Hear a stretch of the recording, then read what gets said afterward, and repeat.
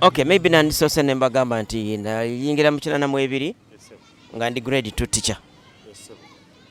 Ebiseera ebyo okufuuka omusomesa walinga emikutu ebiri gyokka ng'ogenze kusomesa mu primary. Either oyingiranga grade 3 oba grade 2. Ffe twayingira nga grade 2 era ndi omu ku abasembayo kuyingira mu grade 2. Grade 2 wavanga mu P7 nokola ne choice yo ng'oyagala kugenda kusoma busomesa. Tetwagendangayo ng'omaze kulemererwa genda wala wonna. Naye ng'ova mu primary nga owulira oyagala genda kusomesa n'ogenda ne bakusomesa emyaka gyena n'oyita bulungi nnyo ate n'olyoka ofuuka omusomesa.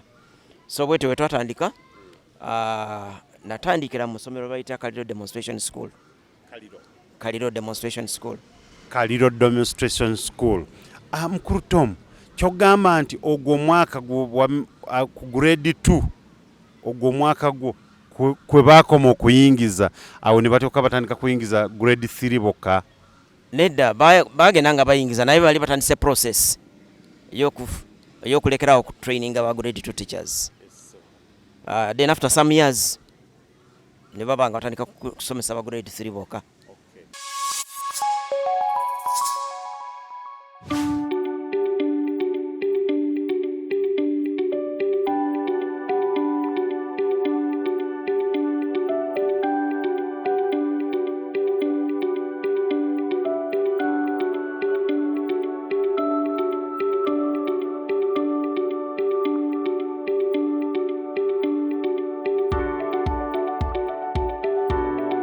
Toners Media gwe mukutu ogubaleetera ebinyuma nga bulijjo tubagamba nti tukuba ne tugumiza. Tuyina omukulu gwe tukyazizza oba gwe tusanze waawo wennyini wabeera wakolera wakakalubiza emirimu gye nga naye ali omu kwabo abali mu mpaka yalondebwa mu mpaka ezo eza omusomesa asukkulumye 2023. Sijja kubeetoolooza n'okubalwisaayo omugenyi waffe ow'olwaleero nja kusaba atubuulire amannya ge ababuuzeeko abalabi baffe aba Toners Media awo nno tugende mu maaso. Mukama wange omugenyi waffe ow'olwaleero amannya gaffe? Amannya Kayiira Tom, mukulu w'essomero wano Ekisowera Primary School. Mukulu nga bw'agambye ndi omu ku bali mu luyookaano lwa omusomesa asukkulumye omwaka guno 2023. Twagala okwebaza Katonda nti tutuuse ku level eno kwe twatandikira okusomesa myaka giyise. Era sobola nakumanya nti oba oli awo luliba lumu ne tubanga naffe twogerwako. Ekyo kitiibwa kya Mukama tukimuddiza era nga tumwebaza nga tumugulumiza olw'ensonga eyo. Mukama era tumwebaliza ddala kubanga bwe ntunuulira nti nange Toners Media okubanga evudde wonna weevudde negamba nti leero olwaleero tugenze tubeereko ne omukulu w'essomero erya Kisowera Primary School. Awo nno naffe twebaza nnyo, twebaliza ddala Mukama waffe Mukulu Kayiira nti okutukkiriza ne batuggulira geeti ne tujja wano. Nga tutandika Mukulu Tom, akabuuzo akasooka oba ekibuuzo ekisooka, obusomesa wabuyingira mwaka ki? Okay, obusomesa nabuyingira mu 1982. 1982. Olwo nno gwali Makerere asoma busomesa olugendo oluwulira.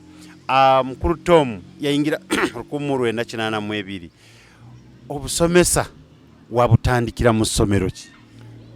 Okay, maybe nandisose ne mbagamba nti nayingira mu 82 nga ndi grade 2 teacher. Ebiseera ebyo okufuuka omusomesa walinga emikutu ebiri gyokka ng'ogenze kusomesa mu primary. Either oyingiranga grade 3 oba grade 2. Ffe twayingira nga grade 2 era ndi omu ku abasembayo kuyingira mu grade 2. Grade 2 wavanga mu P7 nokola ne choice yo ng'oyagala kugenda kusoma busomesa. Tetwagendangayo ng'omaze kulemererwa kugenda wala wonna, naye ng'ova mu primary ng'owulira oyagala genda kusomesa n'ogenda ne bakusomesa emyaka gy'ena n'oyita bulungi nnyo ate n'olyoka ofuuka omusomesa. So bwetyo bwe twatandika, natandikira mu ssomero bayita Kayiira Demonstration School. Kayiira Demonstration School. Kayiira Demonstration School. Mukulu Tom, kyogamba nti ogwo omwaka ku grade 2 ogwo omwaka gwo kwe baakoma okuyingiza, awo ne batyoka batandika kuyingiza grade 3 bokka? Nedda bagenda nga bayingiza naye bali batandise process ey'okulekerawo ku training aba grade 2 teachers. Then after some years ne baba nga batandika kusomesa aba grade 3 bokka. Yeah. Bw'ova ku Kayiira Primary School ogwo mwaka gwali mwaka ki? Bw'ova ku eryo essomero odda ku ssomero ki? Okay, navaayo mu 1984 kuba nasomesayo 82, 83 ne 84. At the end of 84 nenvaayo nengende Namagunga Primary Boarding School okutandika ne mwaka 1985. Nembera mu Namagunga Primary Boarding School okutuuka 2009. Yes, sir. Kati kuva 2010 nenzija wano Kisoro Primary School wembadde kyakolera up to now. Okuva 2010 amanyi okubalabala mu mangu awo tubuulire myaka giri emeka? Awo nno nze ate nkwagadde nnyo lwakuba sikyasobola kuddayo naye oba nandize gwe kennyini n'osomesa Namagunga, kuba bwe ntunulira layini y'amasomero gonna nga kyekyo. Kati n'ojja wano 2010 mpaka kati emyaka 13 oli wano. Olowooza biki bye weenyumirizaamu wano mu Kisowera Primary School nga ggwe omukulu w'essomero lino? Wano mu Kisowera Primary School Katonda atubedde n'atukwasa ekisa ne tukola emirimu mingiko, era yadde nga sina kutotola mirimu egyo kaneebaze bakama bange Mukono Diocese abandu recommendinga ne banzije Namagunga ne bandeeta wano, ate ne neebaza nabo ku district nabo bakkiriza nti ekiteeso ekyokundeeta wano kyali kikola, ne banzikiriza okujja wano ng'omukulu w'essomero. Ne neebaza abakulu bonna be tubadde tukola nabo, abazadde b'essomero, abakulu b'ekitundu, abakulu ba church ne local government yo kugombola, bonna tubadde tukolagana bulungi, era emirimu gye tukoze wano giwerako. One, twatuuka wano nga compound omuntu yeebuuza ssomero oba kiki, ekyo netukitereeza ne tudda ku bizimbe naddala kiri gye tuyita main block yali eri kumpi kugwa eri kumpi collapsinga, ng'embalaza zonna zivuddeko nga kyetengeredde kyonna bwe kiti. Katonda n'atuyamba ne tufuna ssente ne tukidaabiriza, kati ne kiguma kiyinza okugenda mu maaso n'emyaka 30 mu maaso nga tekirina buzibu bwonna. Ekirala kye twakola, uniform y'abaana bambalabyeko wano, baali bambala akayunifoomu kaabwe nga tekalabika bulungi nnyo, ne tukolagana ne management ne tukyusa, era kati buli mwana ali smart. Era njagala okwebaza abazadde nti ekyo bakijumbidde nnyo, kuba over 90% of the pupils here bali mu uniform and full uniform. Twebaza nnyo. Ate era ekyo ngo kivuddeko netudda ku academic yo nayo eyogerwako nnyo mu biseera byaffe bino, era twebaza Katonda olw'ekyo nti twatuuka wano nga first grades zirabika tezirabika, naye okuva olwe twatandika zibadde zirabika nga buli mwaka tufunayo ziwerera ddala, era emyaka egisinga obungi nga tukola first and second grades only. First and second bwe tugendako mu third guba once in a while ate nga batono tono omu babiri basatu mu babiri bwe batafunye third grade naye nga most of the time tufuna first and second grades only ekyo kyo tukyenyumirizaamu nnyo eyo record yo tugitaddewo tusaba Katonda esigalirewo ddala ekintu ekirala kye twakyusa baana kulya mmere twatuuka wano nga banywa porridge ku lunch ate nga si bonna nga basasulako bokka bye banywa porridge ne babeeraawo nga bali miserable naye tukwatagana n'abazadde mangu nnyo ne tubagamba ekyemisana kiba kyamisana era eba mmere ne bakiikiriza era tumaze emyaka kati nga buli mwana ayingira wano ekyo kimanyiddwa buli mwana ayingira wano alina okulya ekyemisana abazadde babadde batukoze bulungi nga bafuba ne basasulira emmere eyo yadde ng'oluusi abamu balemererwa naye abasinga obungi bafuba buli abaana bafuna emmere era buli mwana asomera wano baali mu nasale baali mu P7 alina okulya ekyemisana nga kya mmere era kya mukisa mulungi nti okutandika n'omwaka ogujja bagenda kufuna nga miiru ya break time nga ya porridge ku ssaawa 4:30 ate ku lunch bafune solid food ekyo twamaze okusalawo n'abazadde lwe twali meeting recently nga kigenda kukola with effect from next year wano tubadde tubawanga kyamisana kyokka okujjako abato nga bo tubawa porridge ku break ne lunch ku lunch omulabi wa Tronaz Media tukwebaza nnyo nga tukyalina omukulu Tom Kayiira wano ku Kisowera Primary School era mwebaza nnyo njagamba nti weebale nnyo weebale ddala byonna byokola n'okusiima kikulu nnyo waliwo mama waffe mama Fiina buli lunaku abeera agamba abantu omuntu atasiima muzibu nnyo mubi nnyo mu mbeera zonna abeera mu butuufu oba tasaana kubeera mu bantu ye bw'atera okugamba naye ng'ate bw'okitunulira nga mutuufu era nti bweweebazizza abantu bw'obadde bwebaza bonna nganze mbadde mpulira bulungi nnyo ate n'obeera n'omutima ogw'ekizadde nti onoobeera n'omutima muzadde nti buli mwana bwe buba butuuse budde bwakulya lanchi buli mwana alina okulya ekyemisana ebeera mmere ekyo kitegeeza nti omusingi gwe wagisangako gwasanga essomero lino nga liriko wagusitula oba oli awo kyebava bagamba nti oyingire mu lwokaano lw'omusomesa asukkulumye kitiibwa kya Mukama era nga bw'ogambye twongera okwebaza buli omu abadde atukwatako ne basomesa bannange be mbadde nkola nabo myaka eyo gyonna batukoze bulungi mu basomesa bwewajjira wano wayingirira wano abasomesa bonna bwewasangawo bakyaliwo oba babakyusadde oba oyinawoko abamu bagenze abalala nga bagenda ku bukulu tubadde tufunanga almost every year nga mbeeramu bagenda ku promotion abalala nga bagenda ku transfer into bigger schools than this one byonna nga bitukolera bulungi some few benasangawo tukyali nabo naye nga tubadde tufunanga n'abapya every time nga tufuna replacement yes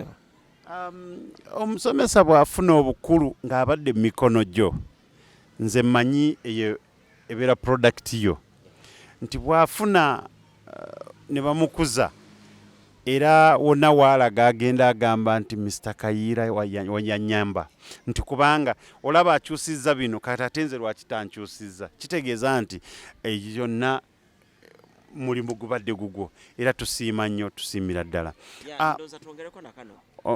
nti ababadde bavanga wano babadde bavangawo partly because of the name of Kisowera atwagala kufunayo ku muntu anabeera deputy twagala kufunayo ku muntu anabeera head teacher agamba Kisowera olinayo oko so like niwaba nga agenze ku lulwe n'asaba bamugamba ovaawa agamba yeriyo mulimu eyo jangu tukole era kyamukisa mulungi era twogala okwebaza Katonda nti bona bagenze buli gyagenze bongedde okulaakulanya ebitundu gye bagenze olw'okuba nti gyavudde alina omusingi omulungi kyekyo kyennyini tukwebaza nnyo tukwebaliza ddala weebale n'okubeera nti omanyi nina bakadde bange basomesa era batuleze era oba asanze omwana mu kkubo amulera ng'owuwe nendaba nti ekifaananyi kyendaba wano kati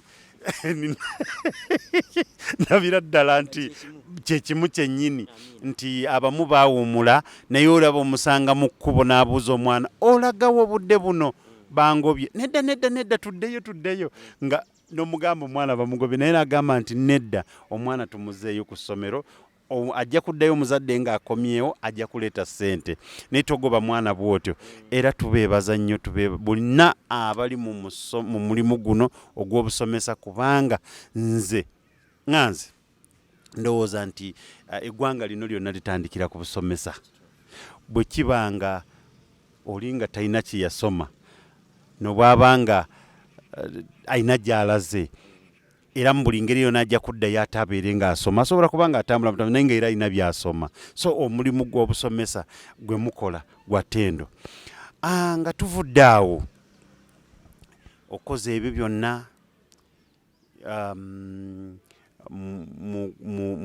abantu abaana okyusizza buli kimu wano ebisinga obungi tubirabye waliwo ekirala ky'ogamba nti essaawa zino kati kino kyenduubirira okuba nga nkola wano kyetuubirira okola wano binjuko era kubanga challenges zo tezibulawo tukyayagala nnyo kuba ne wall fence waggulu wano n'okwetoolera ettaka lyaffe lyonna ekyo kye tetunaba kituukako twagala okulaba nti twongerako ku bibiina bitandise okubeera ebifunda olw'abaana okuba nti buli kiseera bakola ki beeyongera twagala okulaba nti tuteekawo dormitories tubeere n'ebisulo nga byetongodde ebibiina tetunaba kubituukako n'okwongera okuddaabiriza ebizimbe bino twasigako langi eyo naye era kati ekaddiye twagala tusigale nga buli kiseera tugirongoosa essomero lya kisulo si bwe kiri it is day and boarding ekyali ntono nnyo so oyagala kwongerako ebizimbe bya boarding section ebeere nga yeetongodde ewerako exactly. Okay. Twebaza nnyo omulabi waffe wonna wooli wano tuli ku Kisowera Primary School day and boarding primary school muleete abaana mutwongere ku baana bannaaye mukulu Kayiira mumwongere abaana ndowooza buli omu weewulirira nti buli lunaku wabaawo ekikyuka buli mwaka wabaawo ekikyuka buli ttaamu wabaawo ekikyuka awo nno tubagamba nti mwongere kuleeta abaana oba oli luddawa oba olidda omwana asobola kubeera mu kisulo ekyo tekikutiisa awo nno nga tugenda ku mulamu nga tugenda mu bulango bwa bakama baffe kasooke tuwumulemu katono. Tronazmat Store bakafulu mu kutunda emifaliso bakuleetedde emifaliso egy'omulembe egiriko eragala mufaliso gwa ssomero omugango ogukuluma jangu mu Tronazmat Store tutunda emifaliso okuva ku inchi 2 n'ekitundu okutuukira ddala ku inchi 8 ku 12 tutunda piro blanketi amasuuka n'ebipiira ebyambaza ku mifaliso biyite bimakintoshi beeyi entono tusangibwa Nansana Hoima Road opposite Ivory ku Mayembe okumanya ebisingawo tukubire ku noti 772 275 nsanvu Tronazmat Store bakafulu mu mifaliso. Chembade mwagalize mbaze chibuyaga asudde Tronaz Dry Cleaning ebujuko kyekyokudamu kyo bya dry cleaning services twaza engoye za buli kika emijoze uniform gomesi amasuuti n'engoye z'emikolo zonna tusangibwa bujuko Katete stage aku Kalongoti ku kkubo eridda ekyebando leta engoye zo mu Tronaz Dry Cleaning tukwoleze ku bbeeyi rayisi okumanya ebisingawo kuba ku noti 7 ana mu 2 ana munya insanvu mu mukaaga Tronaz Dry Cleaning ebujuko twatuza abaana 67 era kyamukisa mulungi nti bonna baayita wano tetulina chances z'abantu kugwa buli gwe tutwala nti tumukkiriza ogenda mu P7 ate ne tubeera naye omwaka n'okwetoolola gugenda okugwako nga asobola okuyita era babadde bayitanga twafuna first grade 19 second grade zaali nyingi nnyo ne tufunamu aba third baali 4 bwetyo bwetwatambula. Omwaka guno ogenda tuza abaana bameka? Guno nna 75 of them, 75 era tusuubira birungi byerere.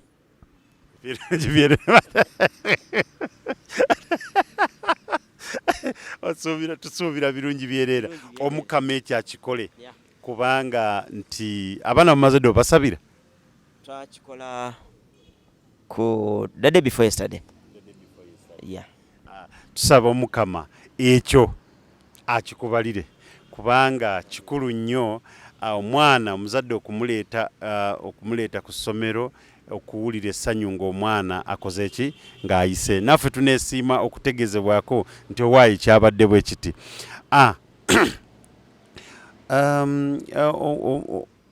Oyina abaana 75 P7.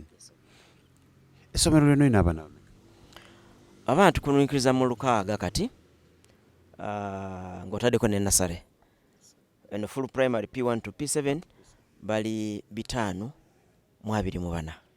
Bututeekako ne nasale ne tubeera around 600. Yes, sir.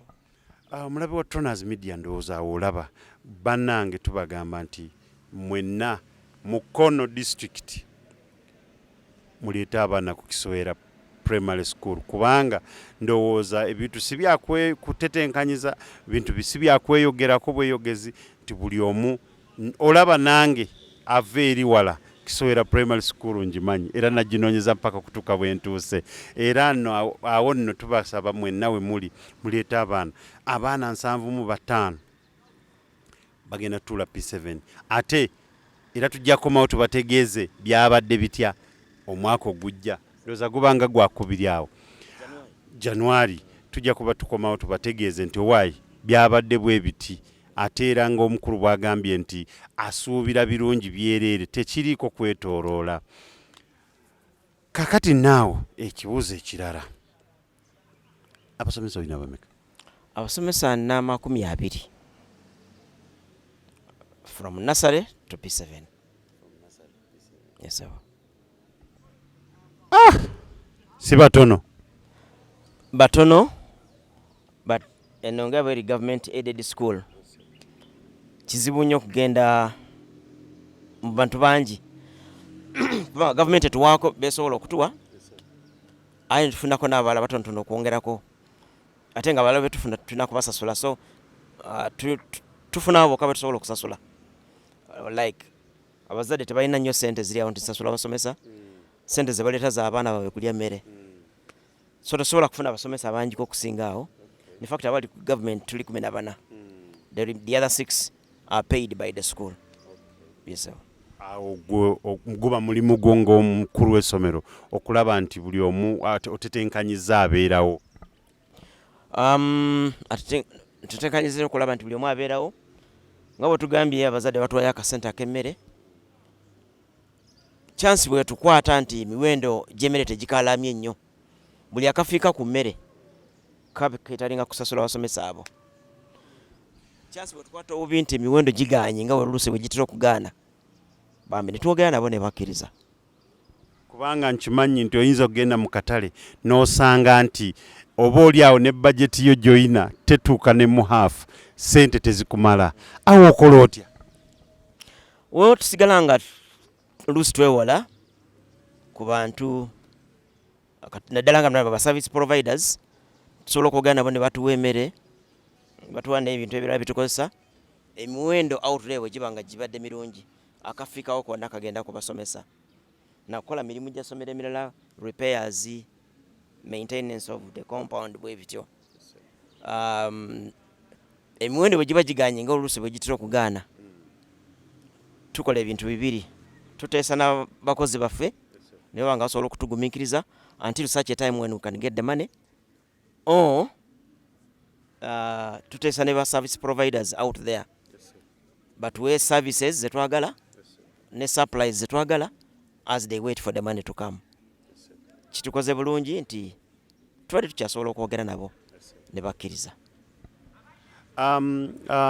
Omulabi wa Troners Media nze nkukakasa nti tewali ensonga zonna ezogerwako okuba nti omuntu yalondebwa mu omusomesa asukkulumye 2023 ng'ali mu lwokaano mukulu Tom, ebintu byonna bikuwanguza era nze ŋŋamba nti kikwase mangi, oba waliyo ebibuuzo tetumanyi oba wabeerayo biki, byonna nze ndaba bwekuba kunoonyereza gy'oli. Ensowera bagamba ensowera weeri ku kizigo, nti bwe tutunuulira nti ensolo kweri ku kizigo, bwe tutunuulira ku bintu byonna nga bwe bitambula, nti omuntu asobola okutetenkanya n'amanya nti ayina abantu b'akulira, ayina abantu b'atwala, nabo balina okubaawo. So kitegeeza nti eyo nsonga nkulu nnyo. Oyo muzadde w'abaana, abasomesa, buli kimu kyonna ekiri wano ye muzadde waakyo. So naawo naffe Patronas Media tukwebaza era tukwebaliza ddala. Weebale kuba omuzadde, omusomesa, kubanga omuzadde lwakuba nti omuzadde era yatandikira waka kusomesa. Kati naye n'amukuleetera wano n'agamba muzadde munnange wuuno tandikiraawo. Ebintu ne bitambula mpaka eyo gye bali baprofesa baani bonna eno gye bayita. Era nze mmanyi olina baprofesa baani bonna b'osomesezza. Bwe kiri? Bwe kiri kubanga emyaka gye tumaze mu service gyeyogerera. Be twatandikirako okusomesa edda. Tulina ba doctors, tulina ba engineers, tulina ba lawyers, tulina bangi abadde ba qualifying in different fields. Tukyenyumirizaamu ate twebaza Katonda olw'ekyo nti atusobosezza okukola ebyo. Singa bukeera ku makya ne balangirira ne bagamba nti gwe omuwanguzi wa omusomesa asukkulumye 2023 era nze nkikwagaliza, biki by'oyinza okugamba nti kati nkola bino Kisowera primary school ndabe nti wano oba bankyusa oba bakola batya oba bakola batya njireke ku level eno? Wow. Bwe kituukirira aye nemba nga nkyalina kyansi okukola, buli kyebaddewo ndaba onfuba nnyo okulaba nti omutindo gweyongera. Bwe tuba nga tubadde tufunanga second grade sintono, first grade sintono nga second grade zesinga obungi, omba n'okulaba nti at least tukyusa first grade ziba nga zisinga obungi, ebiddirira ne biba nga bitonotono. Tufuba nnyo okulaba nti abaana abasinga obungi bayingira mu kisulo, ne tuba nga tusobola obalabirira obulungi. Ate n'ensoma twagyogeddeko dda, tufuba nnyo okulaba nti abayita mu ddala erisooka basinga obungi ku madaala amalala gonna agaddirira. Ne dormitories tuzimba mangu nnyo kuba tunaba tufunye obugumu bungi, n'ebizimbe by'essomero twongerako n'ebibeera birungi. Olowooza omusomesa asukkulumye bw'awangula ne bamulangirira nti gwe owangudde omusomesa asukkulumye, buzito ki nga tuggyeko bya ssente oba buwanguzi oba kirabo ki oba kirabo ki, n'olowooza buzito ki bw'oba ofunye eri abasomesa banno mu ggwanga? Wendowooza obeera n'ettutumu lingi nnyo. Kyemanyi buli omu aba alowooza oba wakikola otya, nange nkola nti okufuna ekintu ekifaanako ng'ekyo, oba kyakulabirako ekisookerwako, nakuba nti abantu basigala nga bakwenyumirizaamu. Buli akumanya abanga awulira ali ku ddala nnyo okuba nti aliranye n'oyo asukkulumye. Nga nange bwe mpulira nga ndiku omuntu yalondeddwa okubeera mu lwokaano olwo lwa musomesa asukkulumye 2023, nze mulina wano. Ekyokubiri nti omuntu omusomesa bwe bakulonda nti omusomesa asukkulumye, ddala ddala mutuufu obeera wattutumu. Buli omu aba akulaba yeebooza, ffe Patronas Media tukugabanyizaako omuntu ayalondeddwa okubanga nti omusomesa asukkulumye 2023 mu lwokaano olwo mwali. Kitegeeza akugabanyizaako ebintu by'azze akola. Bakama be bonna bazze balaba nti bino byazze akola akoze wano kino yakikyusamu wano kibadde bwe kiti kiri bwe kiti kiba kitegeezaawo nno nti nga balaba okusinziira kwe yayingirira ku ssomero lino n'okuba we riri mu butuufu ali mwabo abasukkulumye awo nali mu lwokaano olwo tumusabira tujja kwongera omusabira aluwangule era bw'oluwangulanga taata ompita sebo mukulu wa Tronas Media njagala okwebaza nti weebale kutulowoozaako kuba ffe baani boonoonya okuva eyo ewala yona yona n'otuuka eno weebale nnyo weebale ddala kutunoonyaako okututeeka ku mikutu gino emitimbagano emirungi ennyo n'okutwagaliza obuwanguzi sebo tukitwala mu linnya lya Yesu era nga bw'ogambye tetusobola kwerabira gye tuyise gye tuvudde tetusobola kwerabirayo buli omu atukwatiddeko mu nsonga eno oba myaka giri egy'ekinaana oba egy'ekyenda oba egyaddi tujja kubajjukira kubanga abadde part and parcel of this journey. Nga tutuuka ku nkomero ya programu yaffe eno olwaleero wano Kisowera Primary School nja kusaba omukulu Tom Kayiira nga yakutwala Kisowera Primary School mukulu Tom olina omukyala? Oh yes, ndi musajja wa family. Ndina omukyala. Okay, first of all ndi mufumbo n'omukyala. Tulina n'abaana bana balamba abasooka bali babiri balongo so ndi salongo. Taata onkoze si bulungi naye era yabadde akikwese naye era tukizudde Salongo Tom Kayiira ekyo kikulu nnyo era neetondedde ddala ne basalongo mwenna we muli mukimanyi nti bwe nsanga Salongo oba Nalongo ekyo kiba kikulu nnyo gyendi saagala kuyisaamu Salongo maaso bwalabi baffe Tronas Media bakimanyi.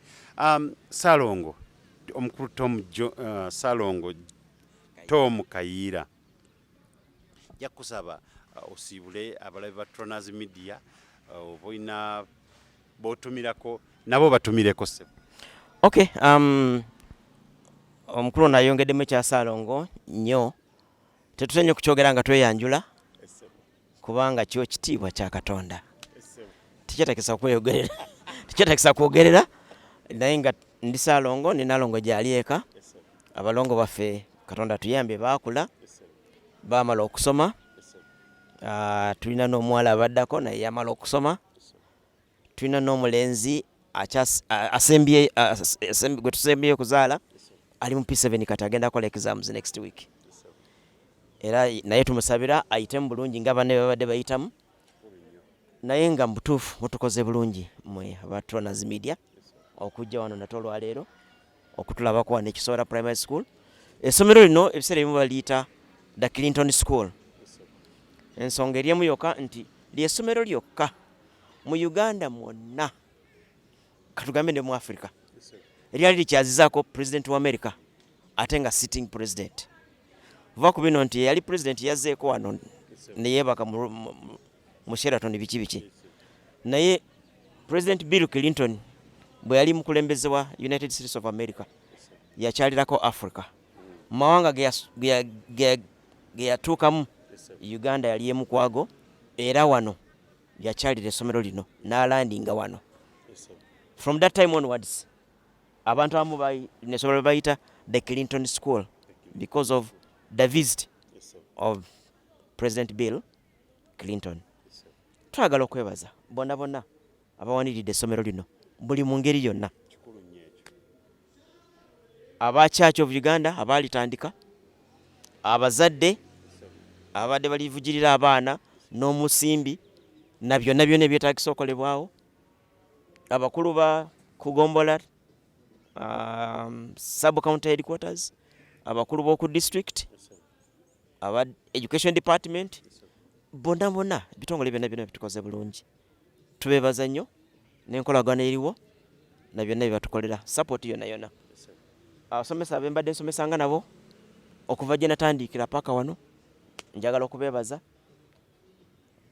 abayizi abayise mu mikono gyange eyo yonna yonna gye ntambulidde naddala wano wetuli lwaleero tubeebaza kuba badde mbogamba saagala bagenda kisowera naye wakkiriza nti ekyo tubeebaza beebale nnyo ate ne babanga badde nga baana bampisa tetuwulirako bizibu yandeya basoma bulungi ate kisinga okutusanyusa nti buli gye bagenda mu secondary basigala bakompitinga bulungi. If you want to prove this, go to Kisora Secondary School, go to Mpoma Girls, go to Mpoma Satellite, any other place where you hear of somebody from Kisora went, ojja kulaba nti record yaffe esigala nungi ekuumiddwa. Kitwe kyebaliza Katonda. Namwe abambidde tubeebaza mwebale kututeeka ku map. Oyina b'otumirako? Bentumirako njagala okutumira famire yange, nalongo wange nalongo Rosemary Kayiira yonna gyali kyemanyi kati agenze kukola naye njagala okumutumira n'okumwebaza okunkuuma n'okundabirira. Ntumira abaana bange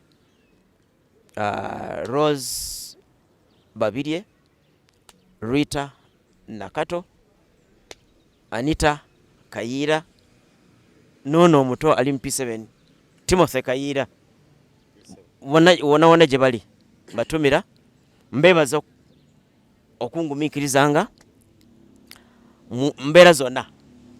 Oluusi basaba kino tekiriiwo, baagala kino sikisobodde kukikola naye ne bakigumira ate ne tutambula bulungi n'okuba nti baana balungi mbeebaza.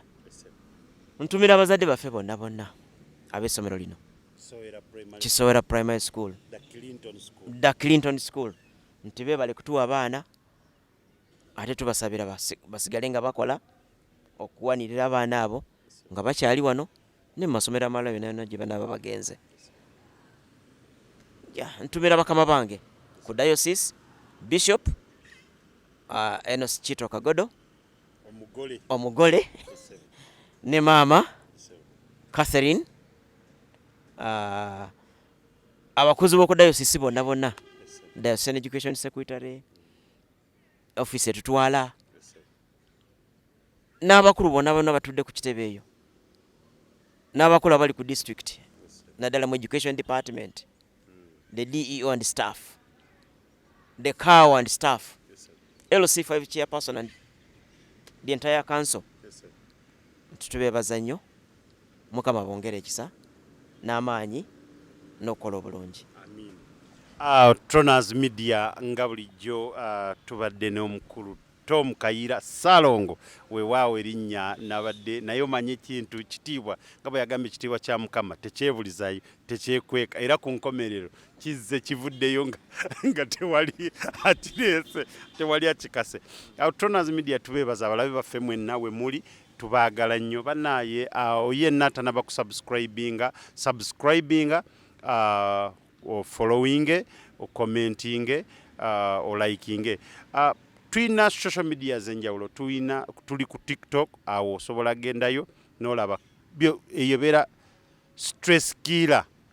Buli koyagala buli wawulira nga olina ekikutawanyizaamu gwegendako wali ku TikTok kona mu Troners Media olabe ojja kubanga tewali akukaka kuseka ojja kubanga oseka stress killer. Agenda ku Facebook ojja kubanga otusangawo tufollowing tuliking comments ezo ze tusinga okwagalira ddala buli bwobanga ogenzeeko likinga commentinga osharinge n'emikwano gyo gyonna sobola okubanga tutambula tugenda mu maaso. Awo nno olwaleero neebaza